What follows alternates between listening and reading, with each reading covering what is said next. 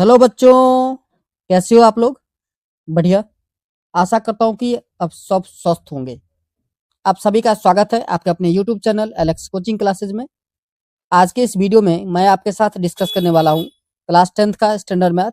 ये ओसवाल का sample paper है। सैंपल पेपर 2 डिस्कस कर रहे थे हम लोग, जिसमें question number section A, section B और सेक्शन सी के क्वेश्चन नंबर 27 तक हमने डिस्कस कर लिया था। इस वीडियो में क्वेश्चन नंबर 28 से स्टार्ट करने वाले हैं। तो चलिए वीडियो को स्टार्ट करते हैं। क्वेश्चन है आपका 3 × 3 raised to the power 2m plus 11 into 3 raised to the power m equals to 4.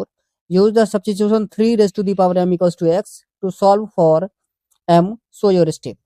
So आपको हिंट भी दे दिया है कि 3 raised to the power m को x लेट कर लेना है। ठीक है। सो बच्चों हमारा इक्वेशन क्या बनेगा? इक्वेशन है 3 × 3 raised to the power 2m।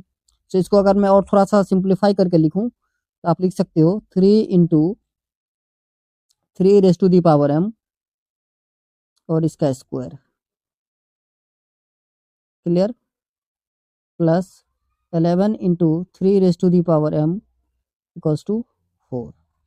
अब आप लेट कर रहे हो, let 3 raised to the power m equals to x। तो आपका इक्वेशन बनेगा 3 × x² plus 11x equals to 4। 3x² plus 11x minus 4 equals to 0। ये एक क्वाड्रेटिक इक्वेशन हो गया, इसे आपको सॉल्व करना है। तो फर्स्ट और लास्ट को मल्टीप्लाई कीजिए और मिडिल वाले को दो ऐसे टर्म में ब्रेक कीजिए सो दैट कि मल्टीप्लाई करने के बाद फर्स्ट और लास्ट के मल्टीप्लाई के बराबर आ जाए और प्लस माइनस करने के बाद मिडिल टर्म के बराबर आए, मतलब 11x के इक्वल आ जाए।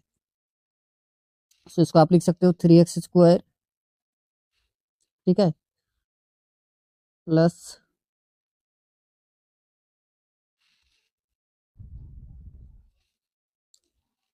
12x minus x. सो 12x से x को आप माइनस करोगे तो कितना आ जाएगा? अब यहाँ आपको कॉमन लेना है। सो 3x कॉमन आएगा तो x प्लस का 4, यहाँ पे -1 कॉमन लेना है आपको, तो x plus 4 equals to 0। So x plus 4 equals to 0, तो x का वैल्यू आएगा -4। दूसरा 3x माइनस 1 इक्वल्स टू 0, तो 3x इज इक्वल्स टू 1 और आपका x का वैल्यू होगा 1/3। अब हमने लेट किया था 3 raised to the power m, 3 raised to the power m equals to x। So देखिए 3 raised to the power m equals to -4। Not possible, not possible. हमने शॉर्ट में लिखा था NP, हर एक क्वेश्चन में लिखते आ रहा है। आप कहोगे सर क्यों? तो बेटा 3 का पावर m के किसी भी वैल्यू के लिए, ठीक है, किसी भी पावर के लिए इसका वैल्यू निगेटिव नहीं हो सकता, ना ही 4 हो सकता है, ठीक है, इसलिए ये पॉसिबल नहीं होगा। दूसरा 3 raised to the power m equals to 1/3। अब 3 को ऊपर ले जाओगे तो पावर माइनस हो जाएगा। So 3 raised to the power m equals to 3 raised to the power -1। Comparing on both side, so m equals to minus का 1। यही आपका आंसर है। आई होप ये क्वेश्चन आपको अच्छे से समझ में आया होगा। क्लियर? चलो आगे नेक्स्ट क्वेश्चन देखते हैं। क्वेश्चन नंबर 28 का ही और पार्ट है, या हम बी पार्ट भी कह सकते हैं इसे। चलिए क्वेश्चन क्या कह रहा है? Find all the possible values of x for the following equation to be true. तो देखिए √15 - 2x equals to x, squaring on both side, दोनों तरफ स्क्वायर कर देना है। स्क्वायर करने से ये रूट हट जाएगा, तो 15 माइनस का 2x is equals to x²। अब 15 माइनस 2x अगर आप राइट हैंड साइड ले जाओगे तो 0 is equals to x² plus का 2x माइनस का 15। क्लियर है? अब ये क्वाड्रेटिक इक्वेशन आ गया। अगेन इसको सॉल्व करना है आपको मिडिल टर्म स्प्लिट मेथड से। So x² plus 2x minus 15 plus 2x minus 15 is equals to 0। x² plus 5x minus 3x। 5 minus 3 करोगे आप 2 हो जाएगा, 5 3 जा 15 होगा, इक्वल्स टू 0। तो x कॉमन आएगा बच्चों, x प्लस का 5 माइनस 3 कॉमन आएगा, x प्लस का 5 is equals to 0। So x plus 5 equals to 0, तो x का वैल्यू आएगा आपका माइनस का 5। एक आंसर ये है। x माइनस 3 इक्वल्स टू 0, तो x का वैल्यू आएगा आपका 3। दूसरा ये आंसर है। ठीक है, तो यही दो वैल्यू हैं x के। चलो आगे बढ़ते हैं, इसका और पार्ट भी हो गया 28 का। Now question number 29। Question number 29 है आपका बस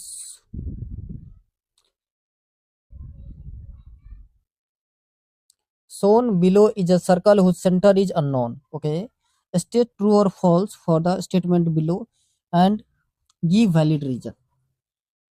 आपको करेक्ट सर्कल ड्रॉ कर किया गया है, बट क्या है कि उसका सेंटर नहीं पता है। दो स्टेटमेंट दिया गया है, दोनों स्टेटमेंट ट्रू है या फॉल्स है, ये आपको बताना है।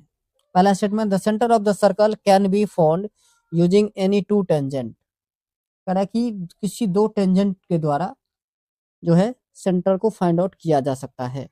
बिल्कुल सही है। आप कहोगे सर क्यों और कैसे? तो देखो, एक चीज मैंने आपको बताया था कि रेडियस जो होता है वो पॉइंट ऑफ कांटेक्ट पर परपेंडिकुलर होता है। ठीक है जी, ओके। सो हम करेंगे क्या, ये एक पॉइंट ऑफ कांटेक्ट है और दूसरा ये पॉइंट ऑफ कांटेक्ट है, तो यहाँ से परपेंडिकुलर लाइन ड्रॉ करो और यहाँ से भी परपेंडिकुलर लाइन ड्रॉ करो। ठीक है जी, जहां पर ये दोनों लाइन मैच कर रही है, मीट कर रही है, वही सेंटर होगा। सिंपल, ठीक है ना। तो इसको लैंग्वेज में कैसे लिखोगे? आप लिख सकते हो, if we draw 90 degree angle at the point of contact of the two tangent and extend perpendicular lines to meet at a point, they will give the center of the circle।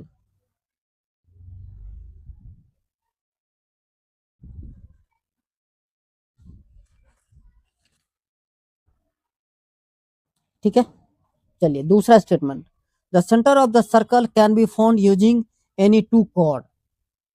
किसी दो cord से जो है आपको क्या करना है, तो सेंटर ऑफ सर्कल पता हो सकता है क्या? ये भी स्टेटमेंट ट्रू है। कहोगे सर कैसे? तो देखिए, दो हम कॉर्ड ड्रॉ कर लेंगे, ठीक है, और दोनों का परपेंडिकुलर बाइसेक्टर खींच लेंगे। जो दोनों का परपेंडिकुलर बाइसेक्टर जो होगा, उसको जब आप एक्सटेंड करोगे वो सेंटर से होकर के क्रॉस करेगा। ठीक है ना। कैसे? सपोज करो ये एक कॉर्ड है और ये एक कॉर्ड है, इस दोनों का परपेंडिकुलर बाइसेक्टर खींचोगे और उसको जब आप एक्सटेंड करोगे तो सेंटर से होकर के जाएगा। ठीक है ना। तो इसको भी आपको स्टेटमेंट में लिख देना है रीजन के लिए।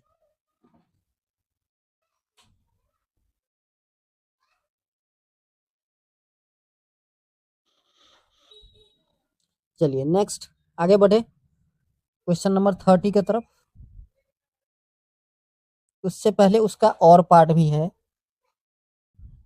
और पार्ट कह रहा है A B C D is a square. ध्यान से देखिए, ए बी सी डी जो एक स्क्वायर है, ओके जी। C D is a tangent, जिसमें सी डी एक टेंजेंट है to the circle with centre O as shown in the figure below. If O D equals to C E, O D मतलब radius जो है उतना ही C E है, okay. O D equals to C E, what is the ratio of the area of the circle and the area of the square? What is the ratio of the area of circle and the area of the square? Show your step and give a valid reason। okay, कोई बात नहीं, चलो देखते हैं। सो बच्चों, हमें condition क्या क्या दे दिया है। गिवन दैट अगर आप लिखोगे तो A B C D is a square, it means A B equals to B C equals to C D equals to D A and angle A B C D all are 90 degree. इतना आप लिख सकते हो। Plus और क्या दिया है, तो ओ डी इक्वल्स टू सी ई। ठीक है, ओ डी सी ई के बराबर है और ओ डी जो है वो ओ ई के बराबर भी होगा। क्यों बराबर होगा? क्योंकि ओ डी और ओ ई दोनों रेडियस है। लिख सकते हो आप। OD equals to CE given, but OD equals to OE, why? तो रेडियाई या रेडियस, जो भी आप लिखना चाहो, रेडियस लिख सकते हो। ठीक है जी। सो अब देखिए ध्यान से, हम OC को क्या लिख सकते हैं? OC को हम लिख सकते हैं OE प्लस का EC। अब OE और EC तो इक्वल है, ठीक है ना?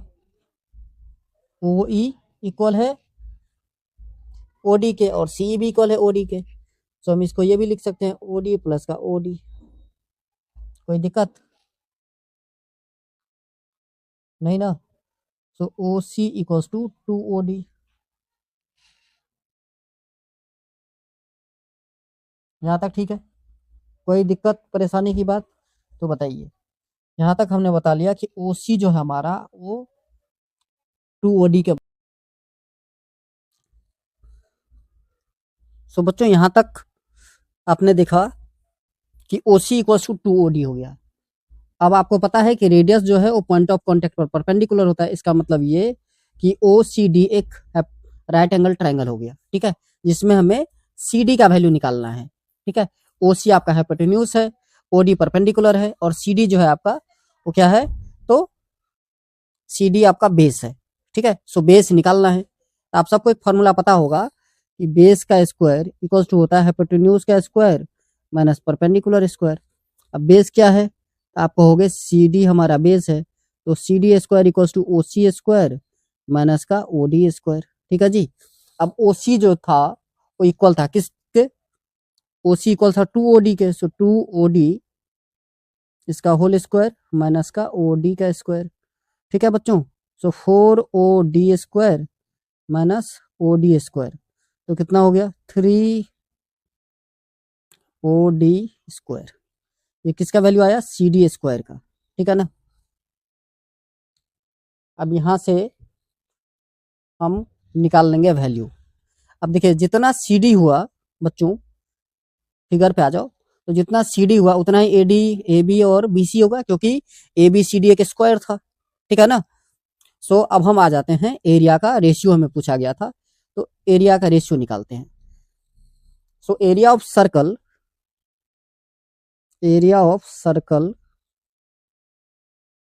By area of square. Area of circle होता है बच्चों पाई आर स्क्वायर, सो पाई और रेडियस है आपका OD, सो पाई OD स्क्वायर। और नीचे नीचे आपका हो जाएगा क्या? तो नीचे हमारा है एरिया ऑफ स्क्वायर, तो एरिया ऑफ स्क्वायर CD है हमारा साइड, तो एरिया हो जाएगा साइड स्क्वायर होता है मतलब CD स्क्वायर, और CD स्क्वायर की जगह पे हम लिख सकते हैं 3OD स्क्वायर। सो OD स्क्वायर कैंसिल आउट, तो बचा क्या? Pi by 3। इसको आप चाहो तो पाई रेशियो 3 लिख सकते हो, या फिर पाई का वैल्यू यहाँ पर गिवन नहीं है तो यहाँ तक भी आप छोड़ सकते हो। नहीं, अगर आप चाहो तो पाई का वैल्यू 22/7 लिख सकते हो, तो ये बन जाएगा 22:21। ठीक है, तो यही आपका आंसर है। बात आया समझ में? नेक्स्ट क्वेश्चन करें। सो ये था बच्चों क्वेश्चन नंबर 29 का और पार्ट, जो हमने अभी एक आपको सॉल्व करके दिखाए हैं। आई होप आपको समझ में आया होगा।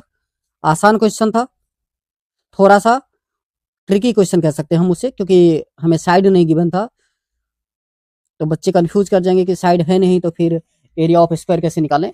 बट आपको कंडीशन दे दिया गया था, क्लू पता दिया था, जिससे आप निकाल सकते हो।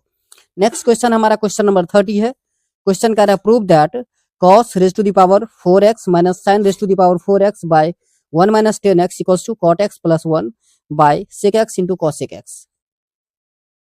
सो LHS को सॉल्व करना है, तो RHS हो जाएगा, और RHS को सॉल्व करोगे तो LHS होगा। ये ट्रिग्नोमेट्री का रूल होते हैं, किसी एक को आप सॉल्व कर सकते हो, या कभी कभी दोनों को सॉल्व करना पड़ता है। सो चलिए हम LHS को सॉल्व कर रहे हैं। तो हमारा एक बार पहले आप लिख दोगे LHS equals to cos raise to the power 4 minus sin raise to the power 4 x by 1 minus का 10x। अब cos raise to the power 4 है, उसको आप लिख सकते हो cos स्क्वायर x इसका power 2 minus sin square x इसका पावर 2, और नीचे आपका 1 माइनस टेन को एज इट इज लिखना है। अब A square minus B square का आइडेंटिटी आप सबको पता होगा, ए प्लस बी और ए माइनस बी होता है। सो हम लिख सकते हैं cos square x minus sine square x, दूसरा ए प्लस बी, सो cos square x plus sine square x, और नीचे 1 प्लस का 10x, सॉरी 1 माइनस का 10x था। अब एक फॉर्मूला आप सबको पता होगा कि cos square plus sine square 1 होता है, सो इसके जगह पे हम 1 लिख देंगे। तो बचा क्या, cos square x minus sine square x. अब cos square x minus sine square x को अगेन ए स्क्वायर माइनस बी स्क्वायर का आइडेंटिटी लगाओगे तो ए प्लस बी और ए माइनस बी हो जाएगा, ठीक है ना। तो इसको आप लिख सकते हो cos एक्स प्लस का साइन एक्स, दूसरा cos एक्स माइनस का साइन एक्स, ठीक है बच्चों। और नीचे जो ये लिखा है 1 माइनस 10x, इसको आप लिख सकते हो 1 minus sine x by cos x, क्या sine x by cos x, ठीक है जी। अब इसको फ्रैक्शन का सब्ट्रैक्ट कर दोगे तो ये cos x minus sine X बनेगा। एक और नेक्स्ट स्लाइड में हम चलते हैं।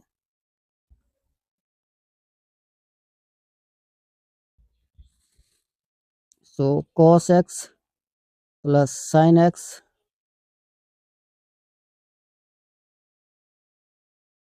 cos x minus sine X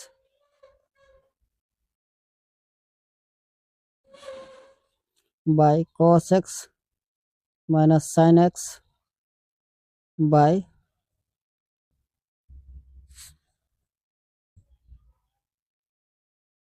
cos x।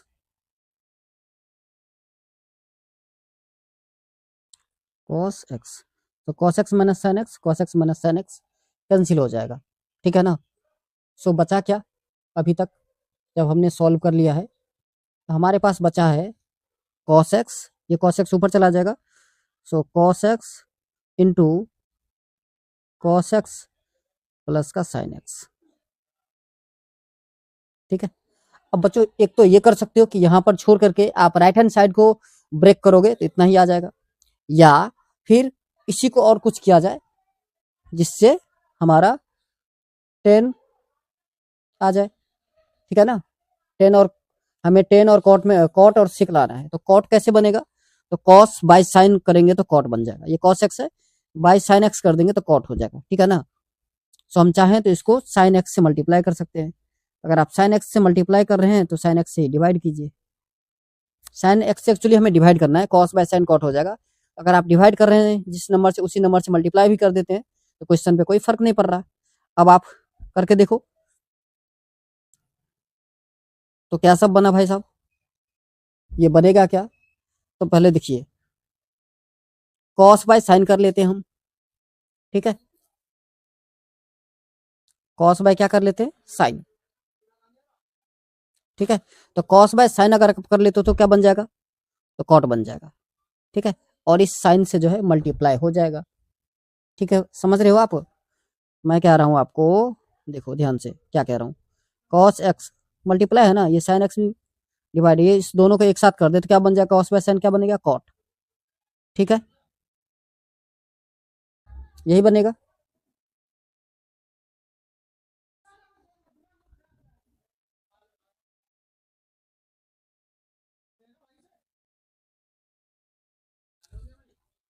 आप देखो, या फिर आप ऐसे भी लिख सकते हो कॉस एक्स साइन एक्स, ये लिख दिया। अब डिवाइड वाला जो था उसको हम बीच वाले को डिवाइड कर देते हैं, बीच वाले को डिवाइड करोगे तो cos x by sine x हो जाएगा, ठीक है जी। और दूसरा plus sine x by sine x, ऐसे भी आप कर सकते हो। अब ये कट गए, कॉस बाय साइन क्या होता है, कॉट होता है, ठीक है ना। तो समझ रहे हो। अब कॉस एक्स को आप लिख सकते हो 1 बाय सेक एक्स, क्योंकि हमें सेक और 10 भी चाहिए। साइन को लिख सकते हो 1 बाय कॉस एक्स, और यहाँ आप लिख सकते हो कॉट एक्स प्लस का 1, ठीक है जी। अब यही अपने को प्रूव भी करना था, कि कॉट एक्स प्लस का 1 by sec X into cosec X, हो गया प्रूव। ठीक है बच्चों, आया समझ में ट्रिग्नोमेट्री का ये क्वेश्चन? आई थिंक बहुत ही अच्छा क्वेश्चन था। बोर्ड में इसी टाइप के क्वेश्चन पूछे जाते हैं, जो इजी भी है बट थोड़ा सा घुमावदार है। चलिए आगे बढ़े। Question number 31। क्वेश्चन नंबर 31 कह रहा है आपका कि the frequency distribution of daily rainfall in a town during a certain period is shown below. Unfortunately, due to manual errors, the information on the 20 to 40 range got deleted from the data. If the mean daily rainfall for the period was 35, find the number of days when the rainfall ranged between 20 to 40 shows your work. तो देखिए actually है क्या कि एक frequency आपको given नहीं है, जबकि मीन आपको दे दिया है 35। आपको फ्रीक्वेंसी निकालना है। ठीक है, बात आ रही है समझ में? आपको फ्रीक्वेंसी फाइंड आउट करना है। सो इसी को मैं थोड़ा टेबल बना लेता हूँ यहीं पर। 2-3 टेबल चाहिए अपने को।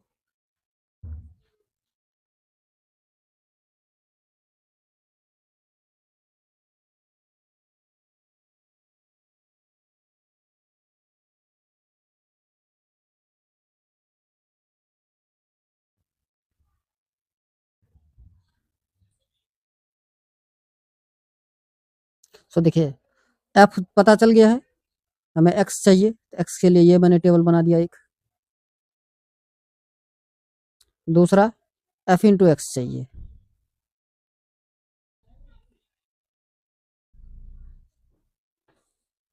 चलिए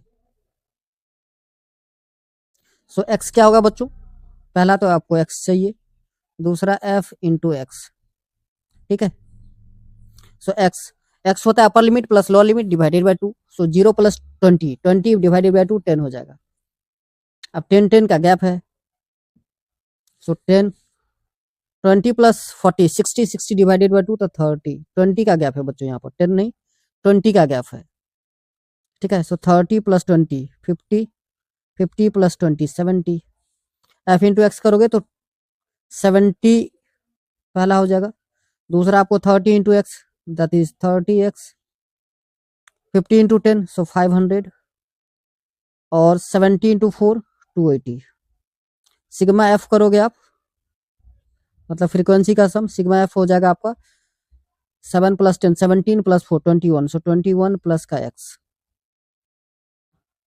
ठीक है, इसको देखो sigma F x, sigma F x करोगे आप तो 500, 280 प्लस 50 350 होगा, प्लस 500 तो 850 प्लस का 30x।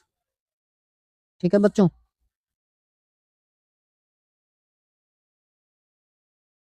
चलो अब मीन का फॉर्मूला आप सबको पता होगा क्या होता है। मीन इक्वल्स टू होता है आपका formula sigma F x upon में सिग्मा एफ। सो मीन आपको दे दिया है 35, सो 35 इज इक्वल्स टू 850 प्लस का 30x बाय 21 प्लस का x। क्लियर? अब क्रॉस मल्टीप्लाई कर लो, सो 21 इंटू 35 735 प्लस का 35x। ठीक है ना, आ रहा है समझ में?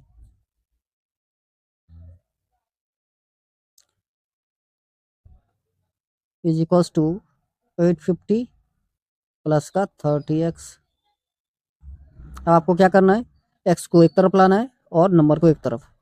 सो 35x माइनस 30x is equals to 850 minus 735। Clear है? सब्ट्रैक्ट करोगे तो 115 आएगा। सो 5x इज इक्वल्स टू 115, 5 1 जा 23 जा, सो x का वैल्यू कितना है बच्चों 23। यही आपका आंसर है। क्लियर? आया समझ में? सो बच्चों आज के लिए बस इतना ही, मिलेंगे नेक्स्ट वीडियो में। जय हिंद, जय भारत।